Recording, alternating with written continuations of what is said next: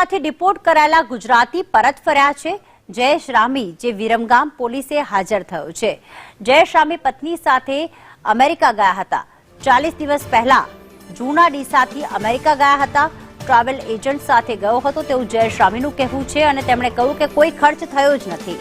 Travel agent સાથે ગેરકાયદેસર પ્રવેશ કર્યો। 15 દિવસ ટેન્ટમાં રહ્યા હતા। અમદાવાદ ગ્રામે અમેરિકાથી ડિપોર્ટ કરેલ મૂળ વિરમગામનું જયેશ રમેશભાઈ રામી વિરમગામ પોલીસે હાજર થયો। વિરમગામ જન્મસ્થળને લઈને નિવેદન આપ્યું છે।